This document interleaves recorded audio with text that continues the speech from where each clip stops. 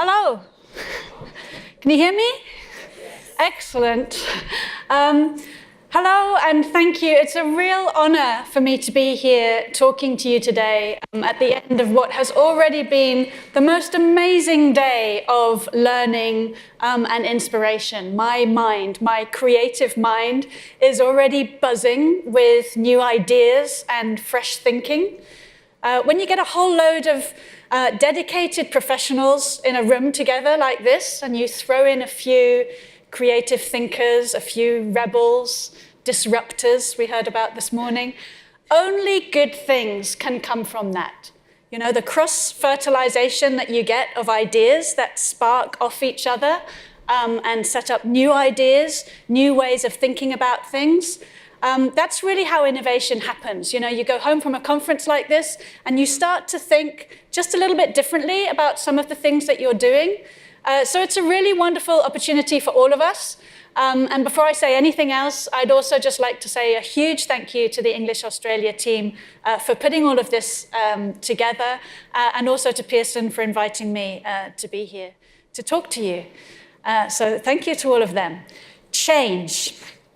I'm going to start with Darwin because I think this is quite a nice story. It's not the strongest of the species that survive, nor the most intelligent, but the ones most responsive to change, okay? I love this quote. Do you like it? It's all over the internet, okay? It's inscribed in stone in the walls of the Californian Academy of Sciences. It really resonates with people. But there's one thing wrong with it. Does anybody know? Yeah, he never said it. It's fake news. If you look through Darwin's letters and books, you can't actually find this quote at all. It wasn't said by him. It looks like it was actually a professor of marketing who came up with this, who was of Louisiana State University, Leon Megginson.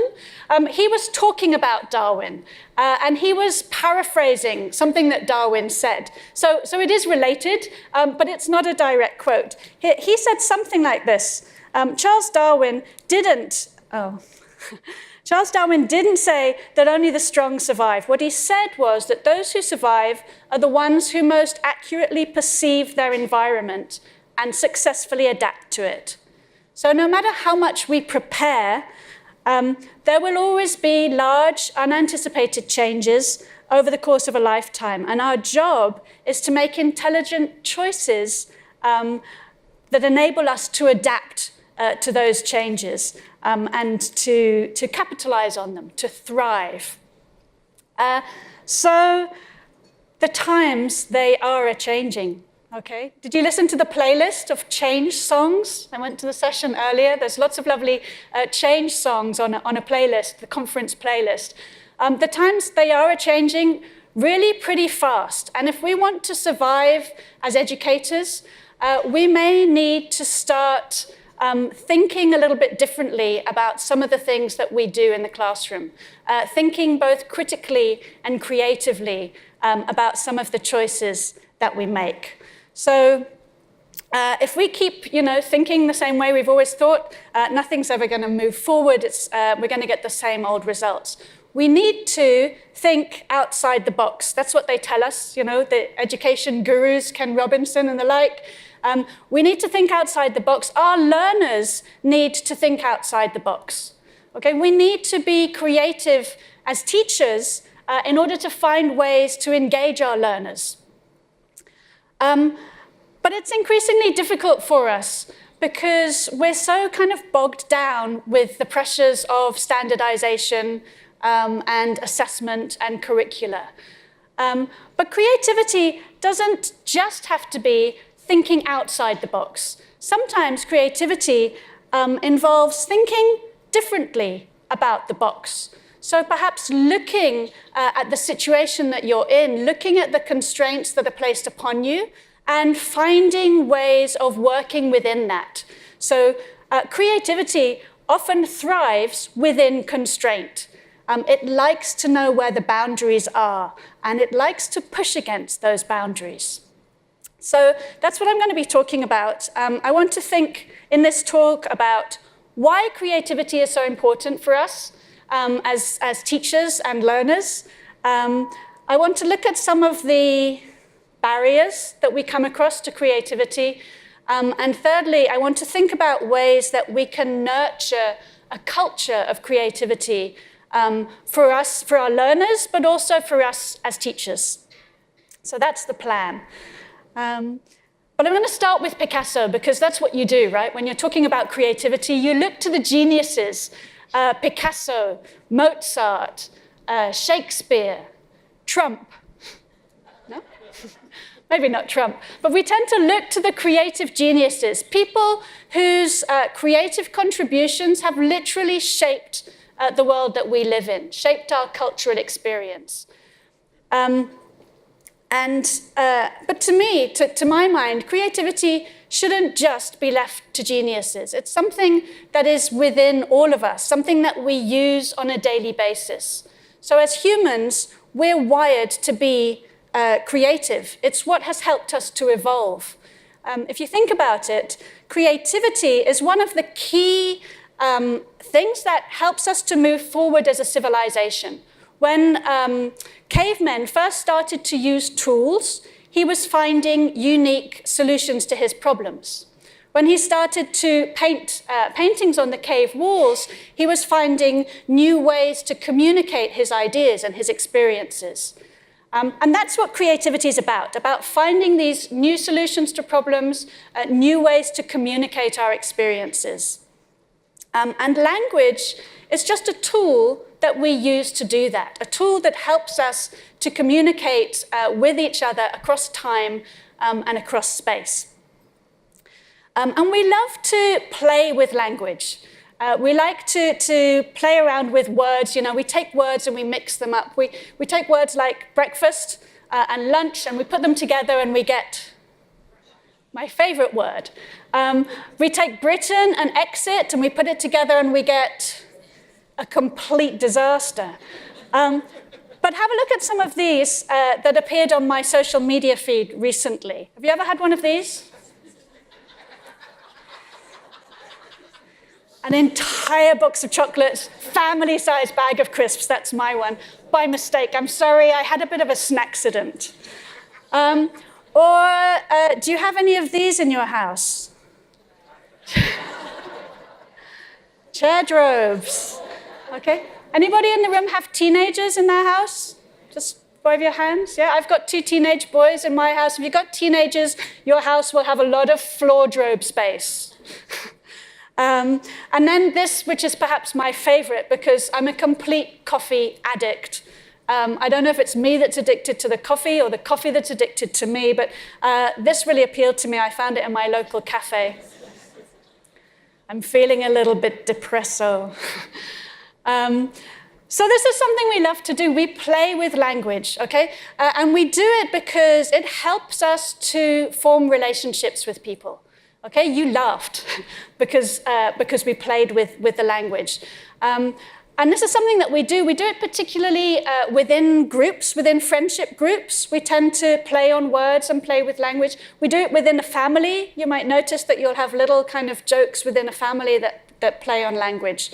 It's a very important part of what Ronald Carter, the late Ronald Carter, who very sadly died just last week, but in his book on language and creativity, he talks about this as the inherent creativity of ordinary, everyday language. So it's something that we're doing all the time.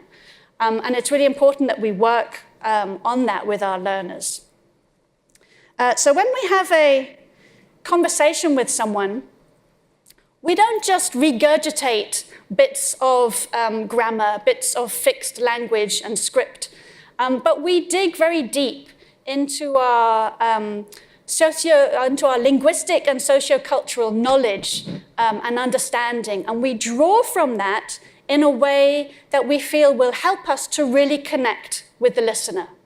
So the conversation, we never really know exactly where it's going. You know, you have to think on your feet. It's not scripted. It's unpredictable. A conversation is co-constructed by its participants. It's co-created by the 2 people that are involved. And that's what makes it one of the most creative things that we do. So it's important to focus on with our learners to help them deal with that unpredictability, having to think on your feet in a conversation and be able to respond naturally.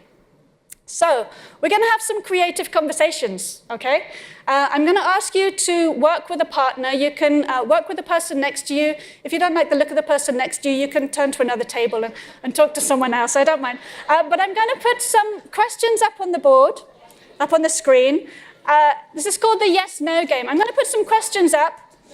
Very simple questions. I'm going to ask you to ask and answer them with your partner, but you cannot use the words yes or no in your answers, okay? So you might ask me a question like, do you like ice cream?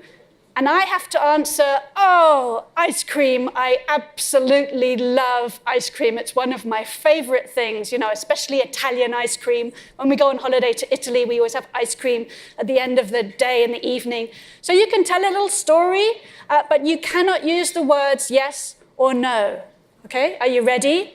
I'm gonna give you exactly 2 minutes to do this task. Go.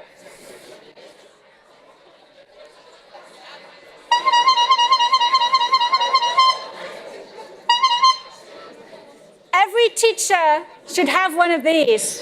In fact, every mother should have one of these. A great way to wake up your teenager in the morning when they've got to go to school. This is my new favorite classroom toy. We took a task that was fairly kind of limiting, the kind of task you'll often find in course books, even ones written by me, fairly kind of limited linguistically, okay? But we gave it a little twist. And that twist made the task a little bit more open-ended.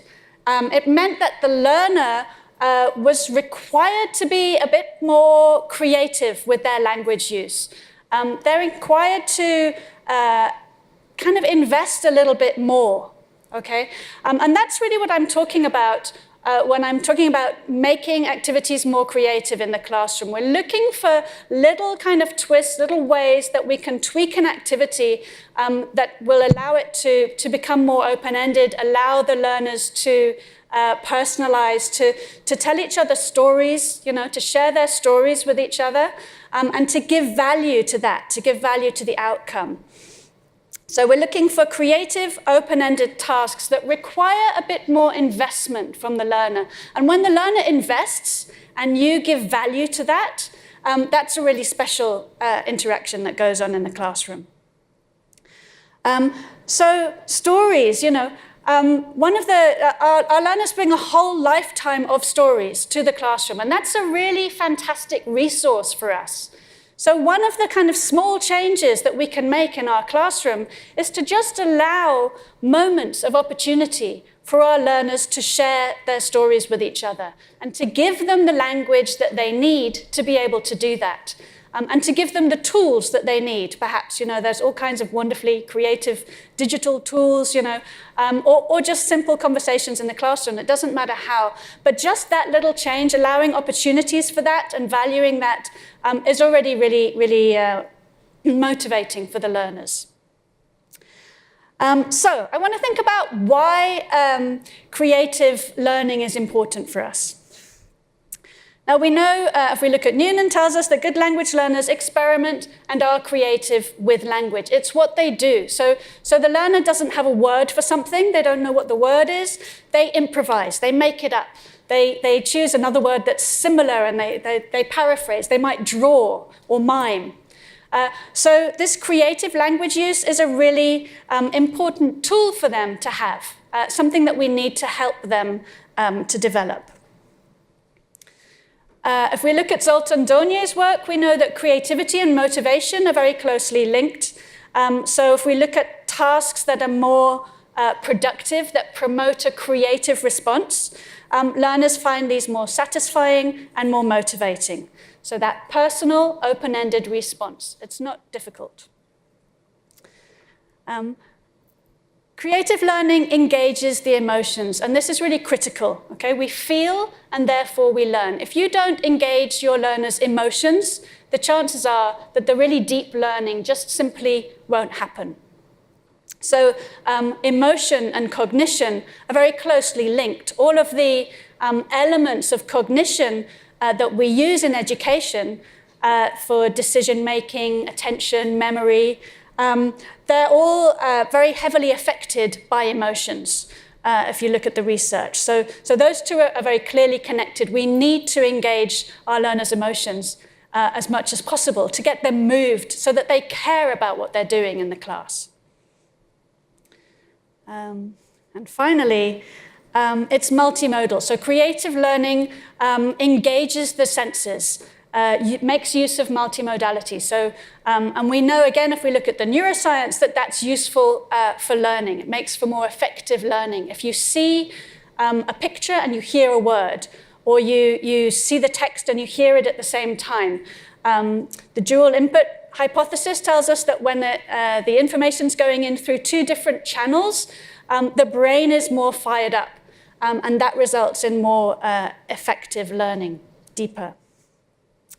Okay, so one of the ways that we can kind of engage our learners' emotions, use multimodality, is through video. So with a video, you see and you hear and you feel all at the same time. It grabs your emotion. So that makes it a really kind of useful learning tool for the classroom, very powerful. So we're going to watch a short video now which looks at what I think to be one of the biggest barriers that we have to creativity in the classroom. And I want you just to think about whether you agree. Is this a problem in your classrooms, in your institutions? Is this something that you struggle with? And internally, how do you deal with that?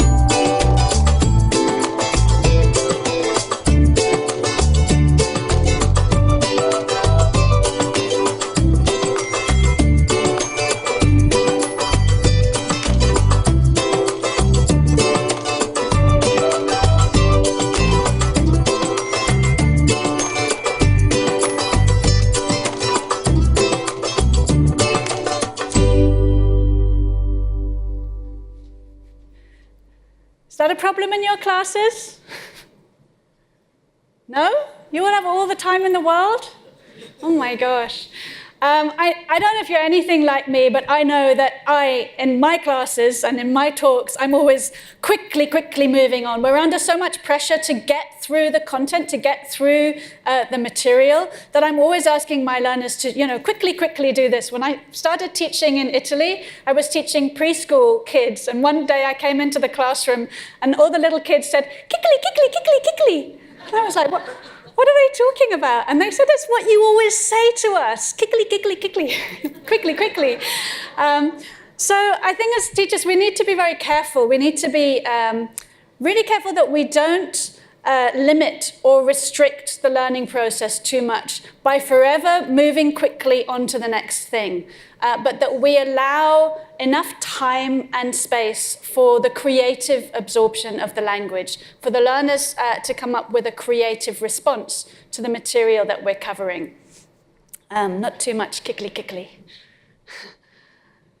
Time pressure, often really doesn't help creativity. Hopefully I've got 25 minutes left. That's a reminder. But this is where I think some of the time creativity is an act of defiance, Within the walls of your classroom, you're under pressure to be able to cover the curriculum and the assessment and all those other things. But within your classroom, I think you need to make sure that you are in control of how things are going to work. You decide how you're going to go about, making the curriculum work for you. And there is an element there of defiance and working that out for yourself. You need to have some agency. So there are lots of barriers to creativity. There was quite an interesting article by Walter Humes in the Times Educational Supplement where he talks about 4 categories of barriers, and I think they're worth thinking about. So he talks about the psychological barriers. So the barriers, and I think this is both for students and for teachers, that fear that we have of making mistakes, the fear of doing something that's different from the norm, that can often hold us back in the classroom, and I think particularly in the kind of high-stakes teaching culture that we're often working in. He talks about institutional barriers, and I don't think I need to, go into that in too much detail. I'm sure you know an awful lot more about it than me, but there are often big barriers that come from above, from ministries of education sometimes, that limit us and limit what we're doing. And I think here creativity is often about, and Wendy from this morning springs to mind somehow, it's about pushing against those barriers sometimes and questioning the assumptions and questioning convention. And if you feel that your institution is requiring you to teach in a way that you think is not very manageable, then perhaps it's up to you to start speaking out. And pushing back against some of those decisions. Physical barriers. So the way your classroom is set up may or may not be conducive to creative learning. I was working with a Spanish teacher recently, and she said, it's really difficult to get she's a primary school teacher. It's really difficult to get my kids to do a lot of these activities because there's no space, there's too many kids in the class and the desks are all in lines and we can't do anything. So we worked together and she ended up deciding that she gets the kids now to stand on their chairs when they need to do a movement activity. So it's working within the constraints that you have, and we've had some interesting sessions today about working within the constraints of technology and what's possible and what's not. And finally, cultural barriers. So many cultures are traditionally discouraged from this kind of freedom of self-expression, and that may well be a barrier that you come across as well. So endless barriers. Okay, so all of those affect creativity with learning. I want to think briefly about why creativity is important for us as teachers. And Chaz Pugliese, in his book on being creative, he talks about how for teachers, the act of putting a lesson together is a creative act. Okay, and there are sort of fuel, our passion for teaching is often fueled by this act of coming up with lessons and working with a lesson. He talks about the lesson as a work of art, the way that we plan it and put it together. So going back to Picasso, when he was painting this, the Guernica, his famous painting, he spent months planning that painting and doing little preparatory sketches and studies. He knew more or less what he wanted to be in the painting. He knew that he wanted to have the bull and the horse and the various figures. But when he started painting, the painting itself took on its own life. And those preparatory studies changed. And he said of this process, Painting's not thought out in advance. While it's being done, it changes as one's thoughts change. And for me, this is very like what happens with a lesson, okay? We spend a lot of time planning, and that preparation will help to make the quality of the lesson much better. However, when you're in the classroom, you need to be flexible with that. You need to be able to think on your feet. And there was a great paper by Jack Richards a few years ago where he talks about the qualities of a good teacher. And he talks about one of the most important qualities being the ability of the teacher to bring a creative disposition to their teaching. So he interviewed a lot of students about what was important in their teachers. And he gives the example of a teacher who arrives to do a standby lesson. And they need to, when you have to cover for a teacher at the last minute and you arrive, you have no time to prepare, you have to walk into the class, you don't know what they've been learning, you don't have any materials, all you have is a glass of water. And he says the creative teacher will be able to make a lesson out of that glass of water. I'm not recommending this as good practice, but we'll be able to make a lesson, and that lesson will be valuable and useful for the learners. So that ability to be able to think on your feet is really important. He talks about a few other qualities, and I'm going to go through them quite quickly. Quickly. Creative teachers are knowledgeable about both language and pedagogy. They know why they're doing what they do.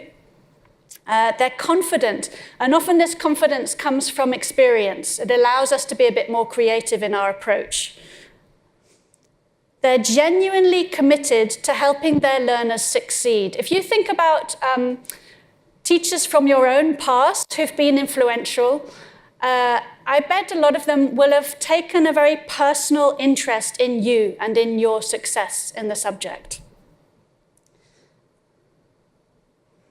They're non-conformist, they're rebels, so they don't just teach by the book. There's always an element of, you don't know what's going to happen in that lesson. There's an element of surprise and expectancy. They're familiar with a range of strategies and techniques, so they know the rules, they just might not follow them. They're risk takers, they like to do things differently. They will always seek to achieve learner-centered lessons. So they're always looking for ways to really connect with the learners in their classroom, to connect with their personal experiences. And finally, they're reflective of their own practice, looking at how they can improve what's working and what's not working so well in the classroom. So when you're looking for ways to genuinely connect with your learners and their experiences and their stories, I'm going to show you an activity that I've been using recently that's really simple, so I thought I'd share it with you. I call it ABC photos. You choose 3 letters of the alphabet, ABC. The learners can choose the letters of the alphabet. It can be any letters. You can do 1 letter for a week. And the task is that your learners go away and they take photos of things in their life that are significant to them, that mean something to them, that start with these letters. So you can see that for me, A stands for, okay? And that was taken because art's one of my passions. I love painting. And this was one of the first times that I ever painted a big canvas, abstract art, A. B is for beach. This is my local beach, where I live in the UK on the North Norfolk coast. And we're blessed. We have these beautiful expanses of, empty beach and wide open skies. And the reason the beaches are empty is because they very rarely look like this. Normally it's more kind of 50 shades of grey and a wild wind coming in from the North Pole. And C is for cherries, because that's my favorite fruit. They're really expensive. So you can see that with a very simple activity like this, you're getting your learners to go off, they take the photos, and then they can come in and discuss them. You find a lot of interesting information out about people from doing a simple activity like this. Okay, so I want to look at ways that we can nurture then, ways that we can enable creativity within the institutions. And I think one of the key things we need to do is simply to value our teachers, okay? If your teachers are overworked and underpaid, and they're traveling all around the city doing 100 hours teaching a week, and they still can't pay the bills, the chances are they're not going to be very motivated to be creative in the classroom. So the first thing we need to do is make sure that teachers are receiving sufficient training, professional development support, and from the sessions that I've been to today, that's obviously not an issue here. They're being paid and they're being valued and given some kind of autonomy. So I think it's really important for us that we have some say over what goes on in the classroom, some say in terms of the curriculum and the assessment that we're being asked to do. We should be involved in that discussion as much as possible. And there was a great professional development session earlier on, which really looked at starting with the teachers and how they want to develop and taking their ideas, which I think is really nice. In terms of curriculum, I think it's really important that we focus on a skills-based approach. So we're looking at capabilities rather than focusing on purely content. So what are the learners able to do with the language that we give them? And finally, we need a supportive culture of creativity. So in public, in the media, it's really important that creativity is given value, and that is happening a lot. So the speakers like Ken Robinson, articles, books, things that are coming out that value creativity in education. And in ministries of education now, globally, are really talking about creativity more and more. You know, the PISA test, which traditionally compares numeracy and literacy across different countries, in 2021, they will also be measuring creativity. So it's really on the agenda. And I think that's really important. It's really important to think about how learners that are coming up through the system, when they start to reach us as adults, they are going to expect a more creative approach in the future.